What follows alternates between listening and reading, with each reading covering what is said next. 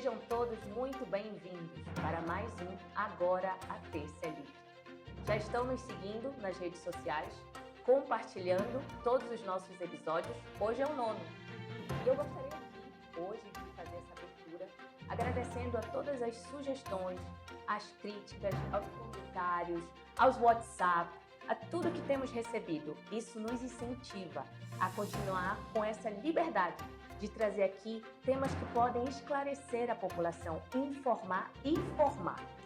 Bom, comigo, Rafaela Brito, e com o meu amigo, professor Valdir Pucci. Professor Valdir, como estamos? Oi, Rafa, tudo bem? Como é que você está? Bem, espero que bem também. Rafa, novamente, mais uma satisfação estar aqui hoje. Hoje eu estou muito contente, sabe?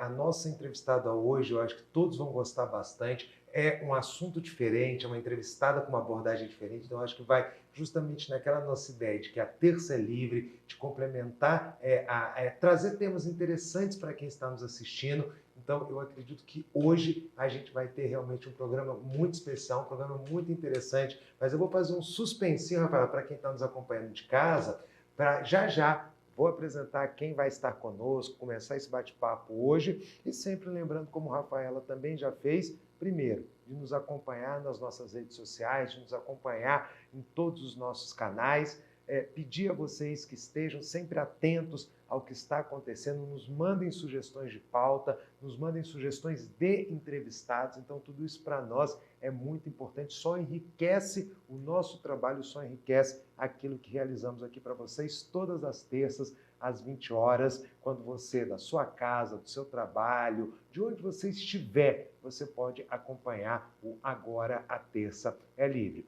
Mas, Rafaela, e notícias? Temos alguma novidade? O país é calmo como sempre, aquele sossego, aquele tédio como sempre no país? Eu, sinceramente, acredito que esse país, que é a capital do país onde estamos, de sossego não tem nada.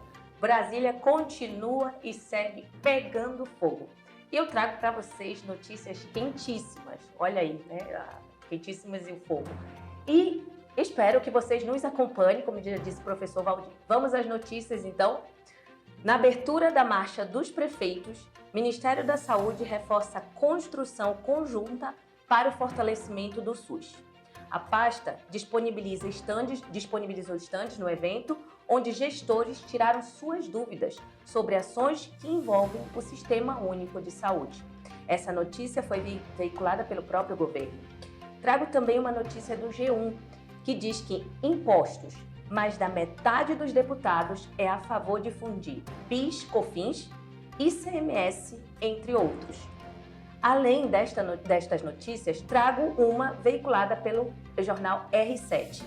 Orçamento secreto tem quase 16 bilhões de recursos de anos anteriores parados.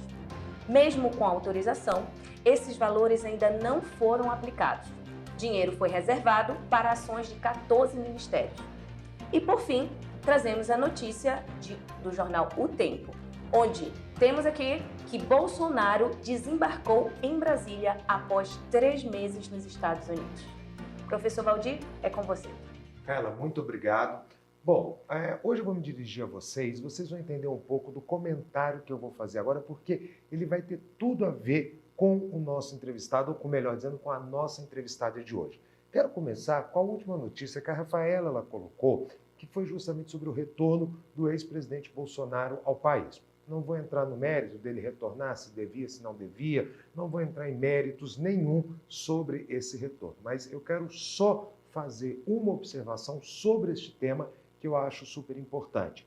Em comentários, em conversas com outros cientistas políticos, com advogados, eu tenho dito o seguinte: a maior preocupação que eu tenho é o país desperdiçar energia e tempo numa briga quase de meninos de quinta série entre o ex-presidente Bolsonaro e o atual presidente, o presidente Lula. Eu acho que o país tem problemas muito maiores, o país tem questões muito maiores a serem resolvidas do que nós passamos agora. Os próximos 4 anos, os próximos 3, 2, 1 ano, uma semana que seja, vendo o que um diz sobre o outro, se chegar a esse ponto, que também não duvido nada, xingando ou ofendendo o outro, porque na verdade o que o país precisa é de trabalho. O país precisa de crescer. O país, como eu disse, tem muitos desafios e venho batendo isso a cada programa.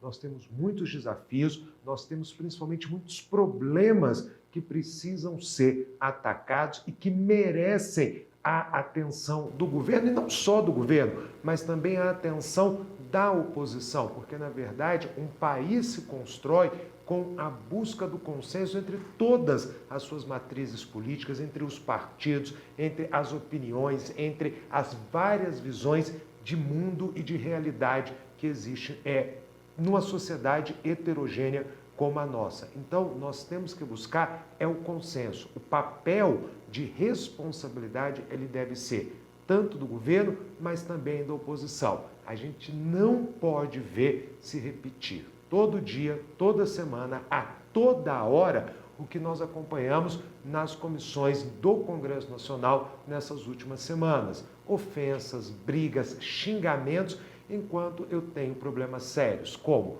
a reforma tributária, como a Rafaela colocou, a necessidade de se discutir uma verdadeira reforma tributária. Eu tenho questões de saúde pública que precisam ser resolvidas, mas eu tenho o mais principal de todos os problemas do país. E é aqui que já já vocês vão entender o gancho que eu quero fazer com a nossa entrevistada de hoje. O maior problema que existe neste país ainda é a questão da educação, seja ela pública, seja ela privada, seja ela em qualquer nível, seja da creche, porque é educação sim, a criança que vai à creche, não é apenas para que cuidar dela, para que a mãe possa trabalhar, mas ali nós temos o começo do processo de educação, educativo de uma criança, é ensino fundamental, ensino médio, ensino superior, ou como eu dizia na minha época, primeiro grau, segundo grau, o termo que nós quisermos utilizar, mas esse país nunca olhou de forma séria para a educação. Este país nunca teve um momento de refletir uma reforma educacional. Falamos que o país precisa de 1000 reformas. Discutimos reforma tributária, discutimos reforma eleitoral, discutimos reforma política, discutimos reforma previdenciária, mas esquecemos da principal. E quando os nossos políticos, e nós também, porque isso também é um defeito da nossa sociedade, nós, políticos, governo, oposição, vão sentar um dia para apresentar um projeto de educação em um mundo em que a grande transformação, ela passa pela educação. Eu sei que é clichê, eu sei que é batido, eu sei que todos já ouviram isso, mas eu tenho que repetir. Olhem a Coreia do Sul. Olhem o que aconteceu na Coreia do Sul, olhem o que aconteceu em muitos países do leste asiático, do sudeste asiático, que fizeram uma coisa muito importante. Investiram em educação há 20, 30, 40 anos atrás e hoje são, e a gente gosta desse termo, né? Players mundiais, potências regionais, tem um lugar no cenário mundial. A gente adora falar isso, que o Brasil tem que ocupar esse espaço, mas sem educação a gente nunca vai ocupar. Sem, de fato, olhar para dentro e olhar para nós mesmos, o que fazemos pela educação e como podemos melhorar a educação, gente, não adianta, nós vamos ficar sempre chovendo no molhado, o que é pior, nós vamos ser obrigados a aguentar brigas de quinta série, no mau sentido, que se fosse uma quinta série de qualidade, mas uma quinta série no mau sentido, entre um líder de oposição, um presidente da República, deputados federais, senadores da República e qualquer um que exerça cargo público neste país. A gente é obrigado a aguentar. Você é feio, você é bobo, eu não gosto de você, você não gosta de mim, mas não paramos para discutir como eu ensino, como educar, como gerar inovação e como gerar tecnologia a partir da educação. Ou básico, ou mais básico de tudo, como fazer com que os nossos jovens se interessem pela educação, se interessem pelo estudo, se interessem pelo básico, pela leitura, por buscar um livro, por buscar conhecimento. Eu não sou contra a tecnologia. A tecnologia chegou, nós temos que aprender a lidar com a tecnologia. Eu posso ler um livro no computador, eu posso ler um livro num e-book, eu posso ler um livro físico, se eu gosto do cheiro, se eu gosto do material, mas eu tenho que ler. Eu tenho que mostrar e valorizar aquele que busca educação. O que é feito da classe dos professores? Hoje, os cursos, saiu uma pesquisa, se vocês acompanharam, de avaliação do ensino médio fundamental no país, onde os cursos de formação,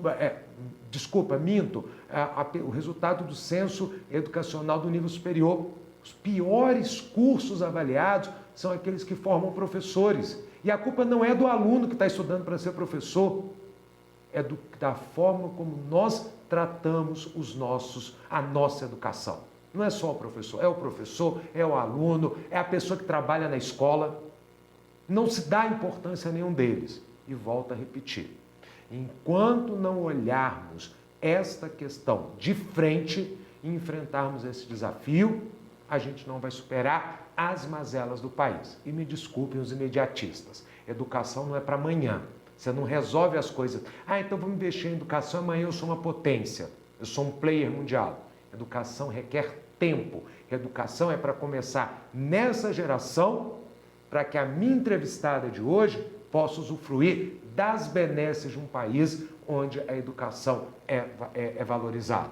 Não sou eu, mas principalmente pessoas que estão começando ou entrando agora na vida adulta, na vida profissional, e pensar que país nós vamos deixar para elas. Não é, eu sei que também é outro clichê, mas não é, gente. É importante, mas não é só a reforma tributária ou a reforma previdenciária.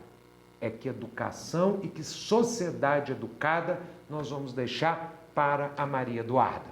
Já falei para vocês com quem eu vou conversar hoje. Hoje, gente, eu vou ter uma conversa super especial, uma conversa que eu acredito que vai ser muito interessante para todos que nos assistem. Hoje eu estou aqui, já falei o nome dela, eu estou aqui hoje com a Maria Eduarda. Maria Eduarda, boa tarde. Primeiro, seja muito bem-vinda ao Agora a Terça é Livre. Nos honra bastante tê-la aqui conosco. Vou te apresentar um pouquinho para quem ainda não te conhece. Então, gente, quem é Maria Eduarda? Vocês estão olhando aqui Maria Eduarda do meu lado, você já olha, mas uma pessoa muito nova, e é realmente nova.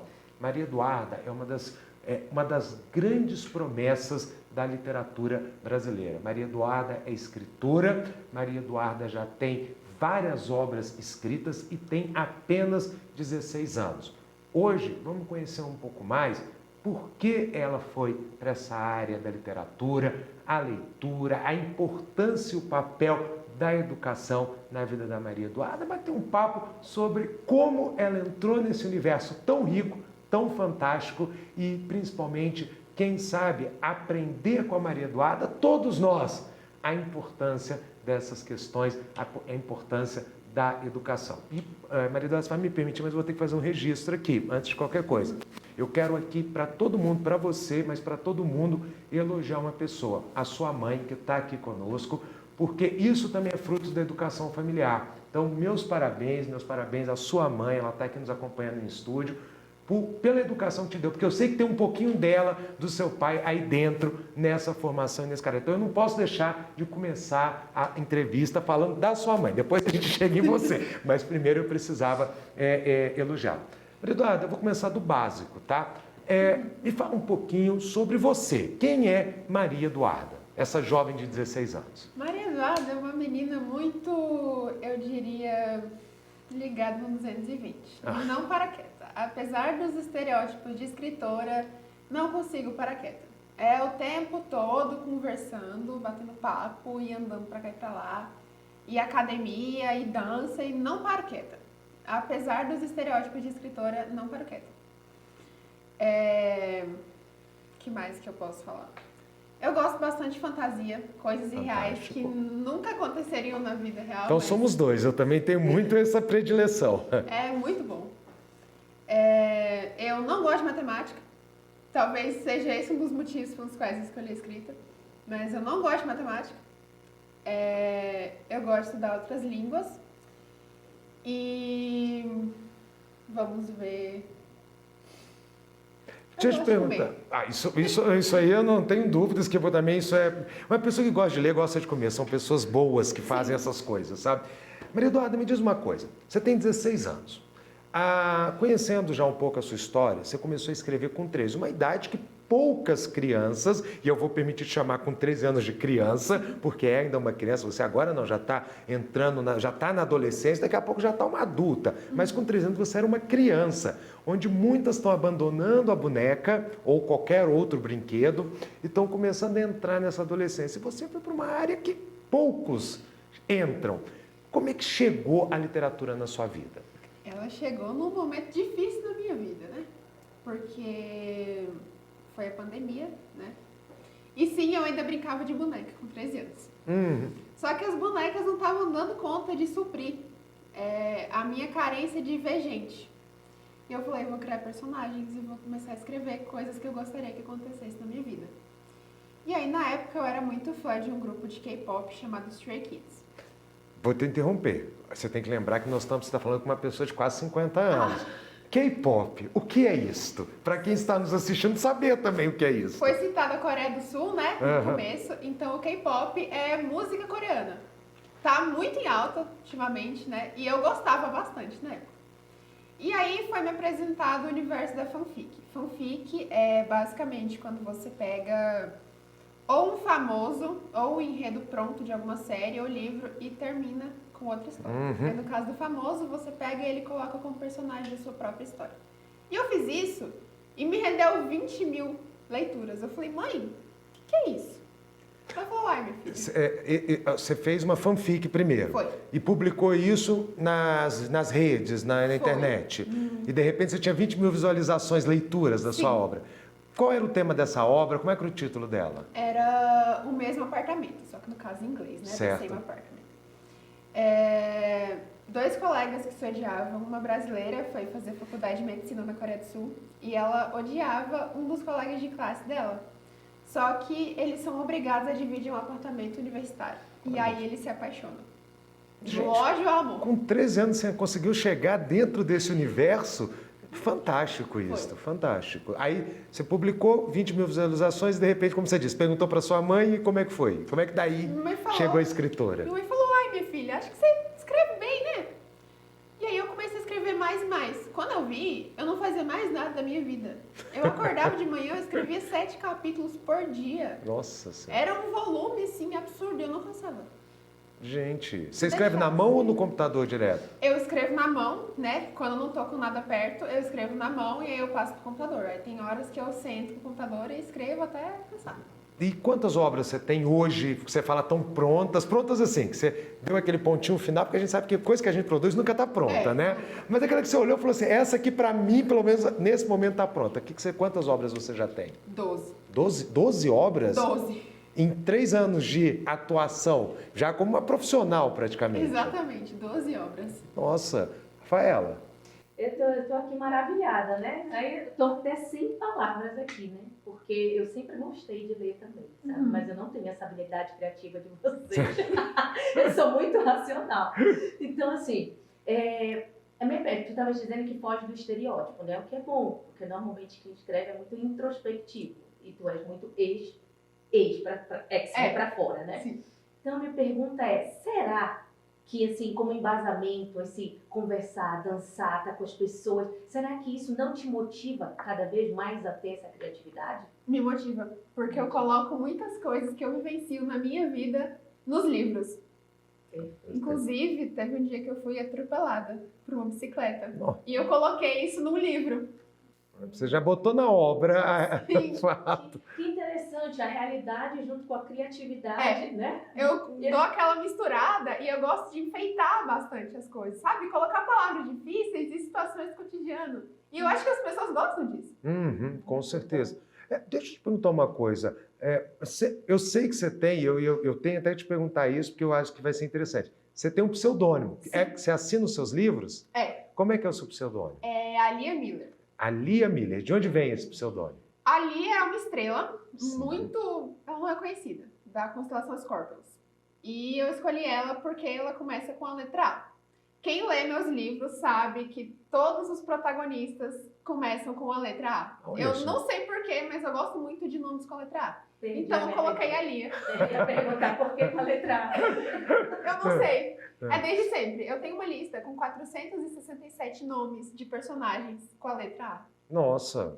É uma marca registrada, eu diria. Sim, e é bom um escritor que tem a marca registrada. Você prefere ser chamada de Maria Eduarda, Alia Miller? Como é que... Gente, quero falar um negócio para vocês. A Maria Eduarda, a nossa Alia Miller, ela também tem um sobrenome meio que impronunciável. Eu brinquei com ela antes de começar a nossa entrevista. Eu vi aqui o nome, pegando o nome completo dela. Como é que pronuncia? Como é que pronuncia? Yacht. Eu falei, vamos ficar com Maria Eduarda ao longo do programa e Miller. E vamos deixar o Yacht de fora, porque alemão, não deu muito certo. Para mim, pelo menos, não deu muito certo, sabe?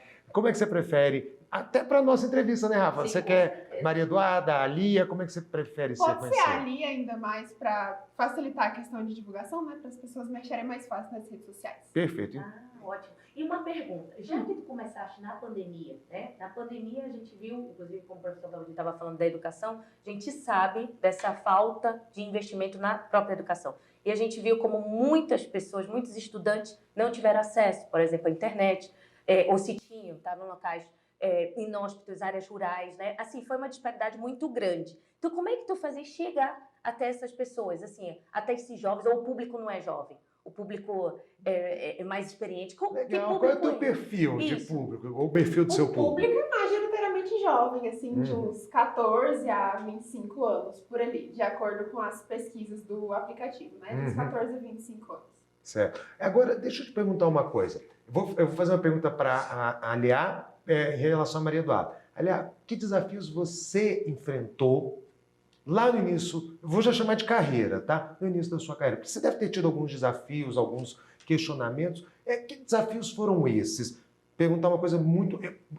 Eu já falei, elogiei somente. Eu acho que apoio familiar você teve. Sim. Mas e na escola, no dia a dia? Quais foram os desafios para uma garota de 13, hoje 16, começar a escrever e hoje poder se intitular uma escritora? Acho que o fato de eu ser muito subestimada, sabe? Que as pessoas olham pra mim assim, nossa, você escreve. Você escreve uma coisa boa, pelo menos? E aí as pessoas subestimam muito. E aí você vai divulgar a sua obra, as pessoas simplesmente não leem, porque elas acham que não pode ser boa. E aí na escola, eu já não quis, né, apresentar pra escola. Então, como na época eu estudava online, a escola não ficou sabendo de nada. A escola que eu fui em seguida também não. E aí, ano passado, né, que eu me mudei para Formosa e comecei a estudar presencial, no final do ano que a escola ficou sabendo, né, foi inevitável, porque eu fiz entrevistas, eu dei palestras, então foi inevitável. Mas eu acho que eles não dão o devido valor que eles deveriam dar a jovens talentos, né, tanto na arte, quanto na música, quanto na escrita. Eles não dão.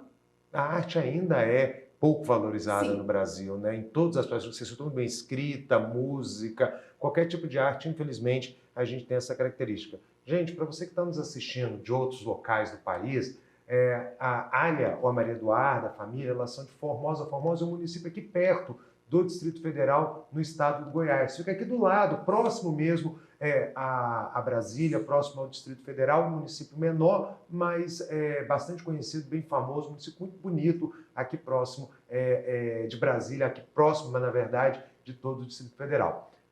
Aliás, vamos falar das suas obras? Vamos falar um pouquinho sobre aquilo que você já escreveu. Nós selecionamos 3 obras aqui que eu gostaria muito de comentar. Eu acho que, inclusive eu e a Rafaela dividimos aqui, cada um vai pegar uma, e a última é aquela surpresa que você vai anunciar para todo mundo, de lançamento, etc. Sim. Então vamos pegar as 2 primeiras. Quem começa, Rafael ou você? Pode começar. Posso começar? Eu vou pegar a que eu mais me interessei com a nossa conversa. Até anotei que o nome, já estou com ela aberta aqui, que é O Reino de Desejo e Ruína.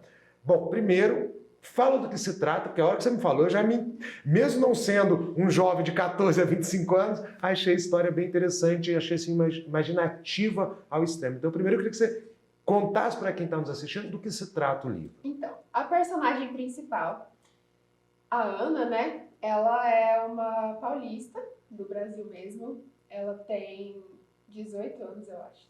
Salvo engano, 18 anos. Ela escreveu uma história. Ela escreveu uma história que se passava em 3045 mesmo, após um apocalipse robótico na França. E aí, num belo dia, ela olhou pro caderno dela, ela tinha acabado de finalizar a história. E ela falou, eu queria fazer a história, não escrevê-las. Ela dormiu, ela acordou no Palácio de Versalhes. Ela virou personagem da própria história. No caso, a personagem Princesa Ametista, né? E aí, a trama toda começa quando o rei, Joaquim VIII, eu acho, morre. E aí ela tem um meio-irmão chamado Adrian, que ele seria o sucessor do trono, e uma irmã pequenininha, acho que o nome dela é Valentina, se eu não me engano, não lembro muito dos nomes. É muita gente. Quem quer saber o nome, lê a obra lá também, com esses detalhes todos. Aí não preocupo com isso, não. E aí o Adrian, ele quer trazer de volta a tecnologia para o mundo da França. Que foi uma coisa que acabou com o mundo. Literalmente foi o fim do mundo em 2022. Foi. Acabou o mundo em 2022. E aí o Adrian, né, ele quer trazer de volta essa tecnologia, só que ele quer voltar como um ser tecnológico. Ele injeta energia na própria veia até ele virar um ser, assim, sobrenatural, digamos assim. E aí a Ametista, ela faz de tudo para impedir o fim do mundo novamente. E é aí que entra o... Qual que é o nome dele? Eu não vou lembrar. Não se preocupe também com esses detalhes, não. Ele é um personagem da corte, né? Um integrante da corte do castelo que se apaixona por ela. E ele tem um porco bailarino chamado Genóvio. Isso eu acho que é uma das melhores partes da história. Só que a Ametista, ela quer fazer parte do exército, mas ela não sabe lutar. Então ela encontra um camponês muito pobre, produtor de tomates, e eles se odeiam, sabe? Inclusive, na primeira vez, ele ameaça contar para a família real que ela é uma princesa que odeia a família real, né? No caso, o atual rei, que foi coroado. E aí ela fala assim, você vai ter que me ensinar a lutar. Só que é aí que ela descobre que ela tem um superpoder. Toda vez que ela fala eu quero, a palavra eu quero acontece. Mesmo que for um pedido, ninguém pode negar. E quando ela fala não quero, acontece também. Então, ela é escrava das próprias palavras, digamos assim. E aí ela fala, eu quero que você me ensine a lutar. E ele fala, eu não quero. Ela falou, você vai. Eu não quero saber, você vai. E aí ele começa a ensinar ela a lutar. Ele se pega lá no tapa, né? Basicamente, é a luta o tempo todo.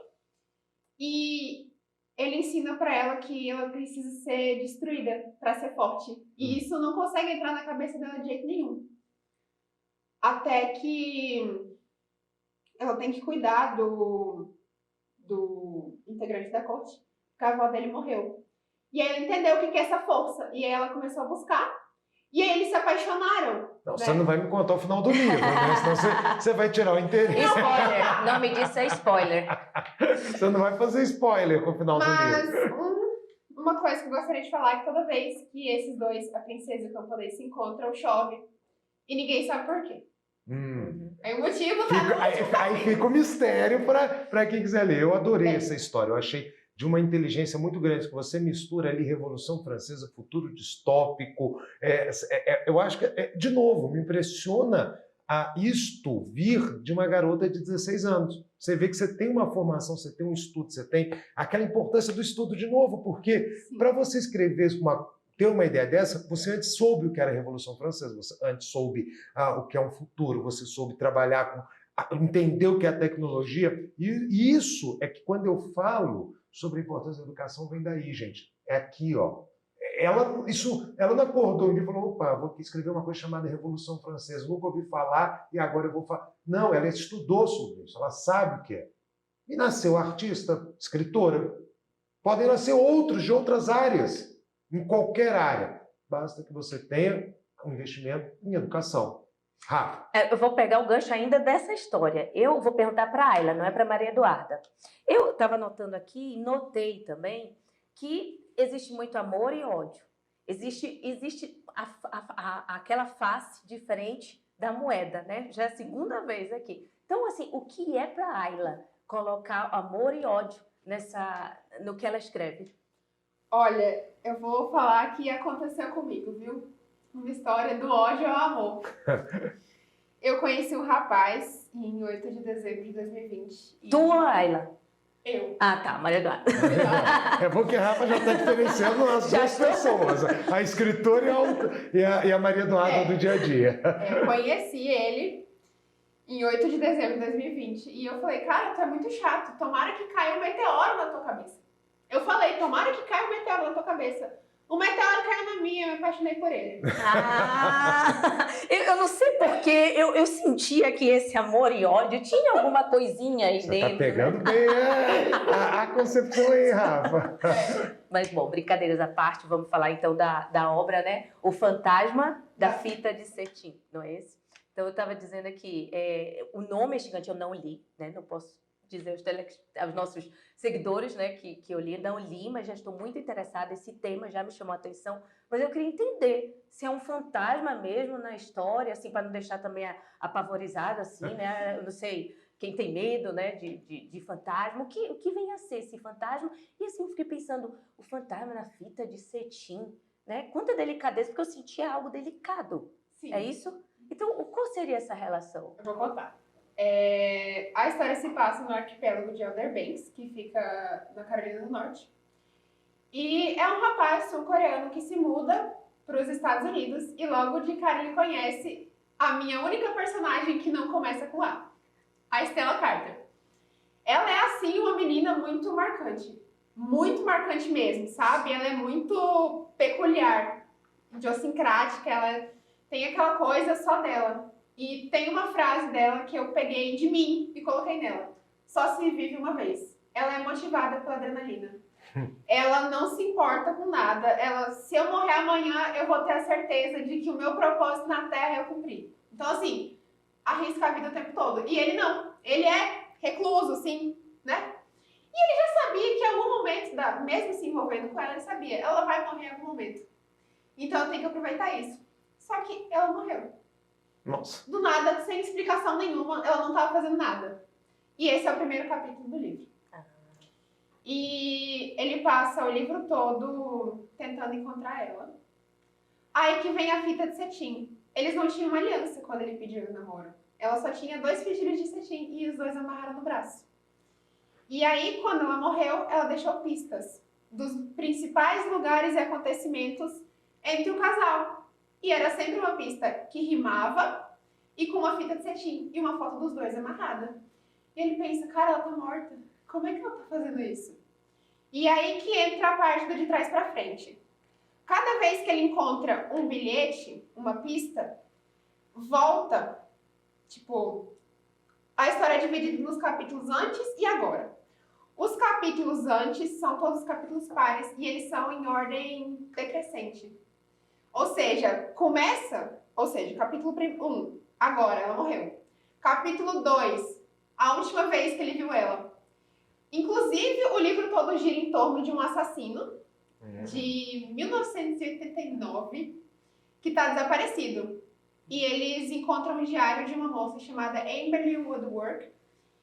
E a última página, ela lê e ela fala, eu acho que ela pode estar viva. E ela sai, ela fala, eu vou encontrar a Amberly e o assassino.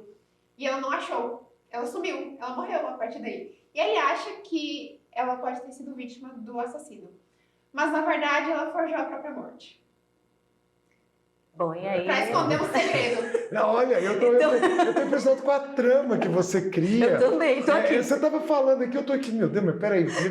Realmente é muito, muito interessante, viu, Maria Eduarda? Assim, de novo, ver um talento nascendo. Eu acho que é uma honra para nós aqui do Agora Desse Livro ter você aqui, porque a gente está vendo realmente alguém que eu pelo menos acredito que vai ser realmente um nome de sucesso na literatura. Eu sei que não é fácil, é uma área difícil, mas sim, são tramas muito interessantes as que você cria. Antes da gente entrar no terceiro livro, você falava, e me veio uma dúvida na cabeça, um questionamento. Como é que os seus amigos de 16 anos, não sei se tem outros escritores da mesma idade lá em Lusiânia ou aqui em Brasília, que você conhece, né? Mas os seus amigos do dia a dia, como é que eles veem a Maria Eduarda ou a Aliá escritora? Ali eles veem como um ser inalcançável, né? Assim, nossa, como é que essa menina tão culta anda com a gente? Né? como é que ela é uma mera mortal? Eles veem como um ser inalcançável.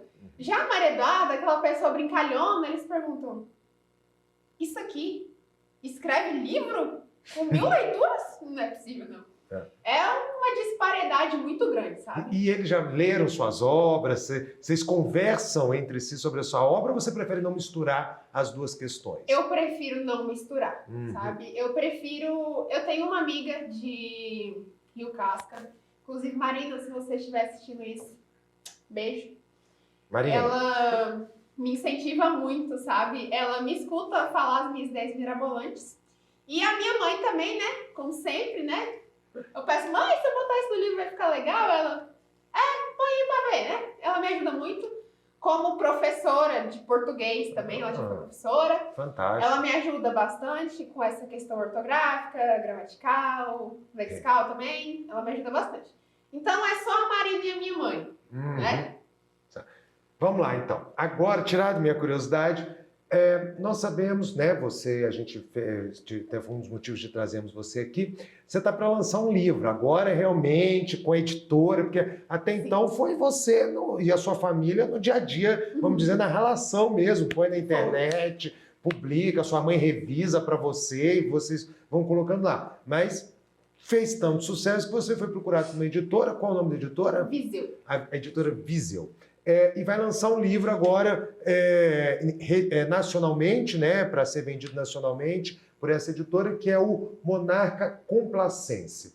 Queria conhecer um pouco a obra, o que é, e saber também se já tem data, previsão de lançamento, aonde as pessoas vão poder adquirir, se fisicamente, na internet, como é que vai ser esse processo. Mas antes de você falar disso, o que é o Monarca Complacense? Do que trata o livro?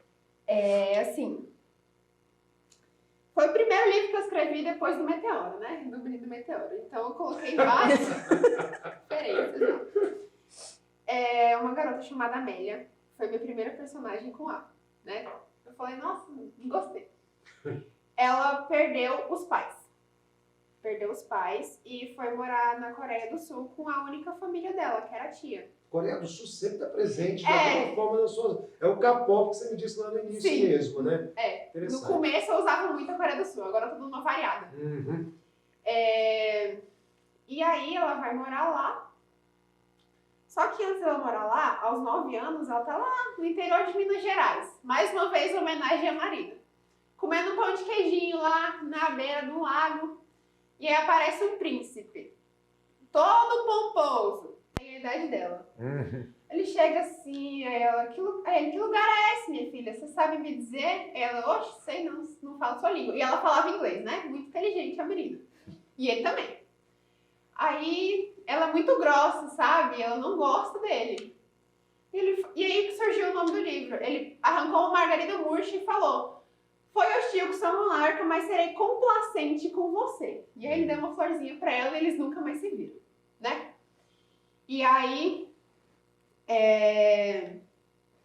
ela foi parar na Coreia do Sul, só que o príncipe, ele é ameaçado pelo próprio pai de morte. Porque é um rei, né? Obviamente, é uma monarquia democrática. Coloco. O rei, ele quer, como eu vou dizer, impor estereótipos de beleza à sociedade, que é uma coisa muito pautada na Coreia do Sul, né? Sim. Que a gente sabe. E eu coloquei isso como um gancho. E aí ele quer impor estereótipos de beleza e o filho não aceita, que seria o sucessor do trono. E ele fala, não, vou matar você com 21 tiros, sua idade. E aí ele procura a Amélia, ele vê ela no bar uma vez só. E aí quando ele é ameaçado de morte, ele procura a Amélia. Ele fala, você tem que me salvar. Ela, mas eu não quero. Ele falou, não tô perguntando. Eu tô falando que você tem que, eu sou seu príncipe. E aí vai ela e o primo. O primo dela se chama Kwon. É um nome coreano também, né? E aí vai ela e o primo pro Brasil. Eles fogem pro Brasil, especificamente pra favela, né? E aí lá, além da comissão do príncipe toda, eles encontram uma mulher muito brasileira, eu diria muito brasileira mesmo. Eu trouxe aquele estereótipo brasileira do samba, da cervejinha, da praia, bem brasileira. de 44 anos, cabeleireira, mora na favela. E ela fala assim, vocês parecem inofensivos, vou deixar vocês dormir na minha casa. E a Amélia odeia o príncipe odeia a Amélia, os dois igual gato e rato. Até que um dia aconteceu um tiroteio lá, né? Porque eles pediram ajuda de uma facção criminosa da favela para proteger isso. E aí acontece um tiroteio lá na praia e ela carrega ele nas costas. Até o hospital. Que ele se machucou bastante. E aí, a partir daí, eles se apaixonam, né? E aí? Aí o resto eu não vou contar. É isso que eu falo, vocês estão com medo de você dar um spoiler. Mas me diga, quando vai ser lançado? Tem data? Tem algum evento programado já ou ainda não há? Vocês estão planejando junto com a editora? Como é que está o lançamento do livro? Eu não tenho uma previsão, assim, concreta. Certo. Mas em abril ou maio o livro estará disponível. Eu acho que terá uma cerimônia de lançamento em algum dos shoppings aqui de Brasília mesmo. Fantástico. E o livro vai estar disponível na Amazon, todas as livrarias físicas do país, na Americana, Submarino, para comprar. Formato e-book e físico. Fantástico, fantástico.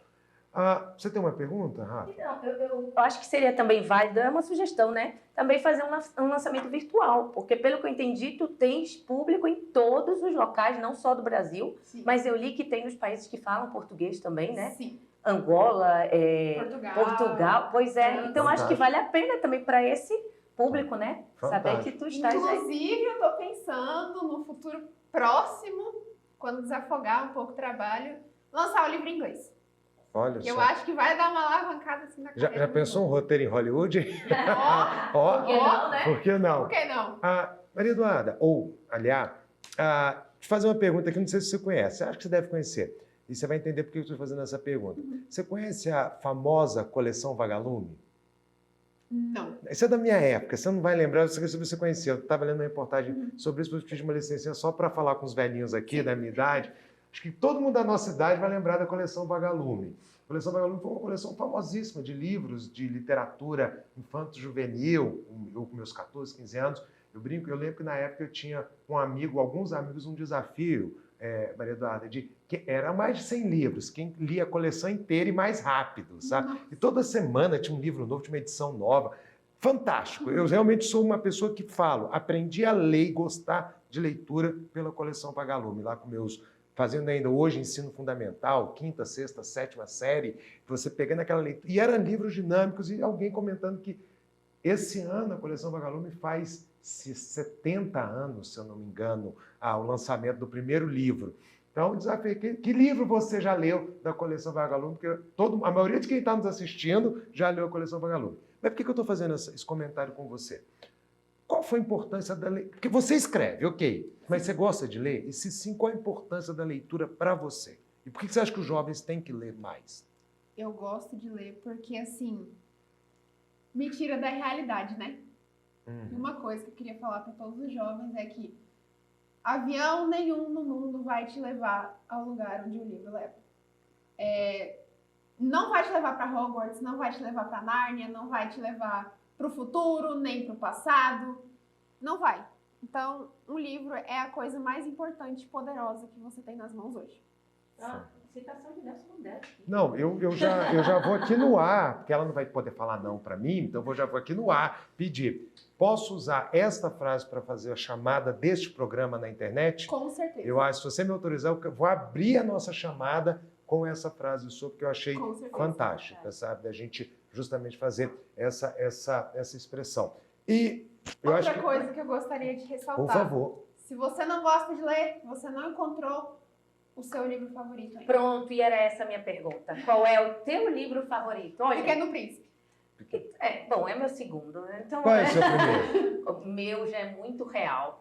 O meu é A Lista de Schindler. Aliás, E eu li antes dos meus 13 anos. Quando eu penso fantástico. nisso, eu digo, uau. Fantástico. Eu tenho muitos livros favoritos. Eu não tenho um, porque eu gosto de muitas obras de gêneros muito diferentes. Eu sou muito distinto de livro. Então, eu teria que falar de um de cada um, sabe, nessa literatura. Eu gosto muito de livros da área de história pura, mas passando por ficção. Como brinquei com você no início da nossa conversa, amo ficção, eu tenho uma coleção grandíssima de ficção, mas gosto de terror, gosto de suspense, gosto de tudo que envolva leitura. Eu acho que a leitura comédia? é importante. Alguém aqui gosta de comédia? Por incrível que pareça, você sabe que eu não tenho muita obra de Eu comédia, também não. de leitura Comédia de comédia. romântica. Ah, comédia romântica, Perfeito. aí é diferente, Olha, né? agora vocês me fizeram uma provocação agora para mim. Buscar bons livros de leitura. Aceito recomendações. Quem tiver, por favor, me passem recomendações de bons livros de leitura. Maria Eduarda, aliás, você não tem noção tanto que foi prazeroso para nós tê-la aqui conosco hoje no Agora a Terça é Livre. Queria realmente te agradecer, mas eu não quero só te agradecer, eu quero te dar os parabéns. Eu acho que você é um exemplo que deve ser seguido. Eu não vou ter 60 milhões de escritores no país. Você tem pessoas que têm dom da escrita, tem pessoas que não têm, tem pessoas que têm dons para outras áreas. Eu brinco que, por exemplo, música eu não tenho dom nenhum. Eu desafio em parabéns para você. Se me dá um violão só para quebrar na mesa, porque eu não sei, eu não tenho dom de música, mas gosto muito de ler. Gosto de ouvir música, então acho que cada um tem o seu dom, tem o seu hobby, tem o seu prazer. Então talvez a gente não ache Marias Eduardas a milhões no país. Mas por que eu quero te dar os parabéns? Primeiro, por ser essa escritora, ter essa visão, ter essa clareza de pensamento, de entender quem é você, botar isso no papel e compartilhar este hábito da leitura com mais jovens. Eu acho que isso, para mim, quero realmente dar os parabéns por isso. E dizer que eu acho que o caminho é esse, a gente tem que incentivar a educação para incentivar a leitura. A frase sua do avião é isso, avião nenhum te transporta para 3.045. Né? Ele te leva aqui no Rio, São Paulo, Goiânia, mas para 3.045 só o livro te leva. Para 1.290 só o livro te leva.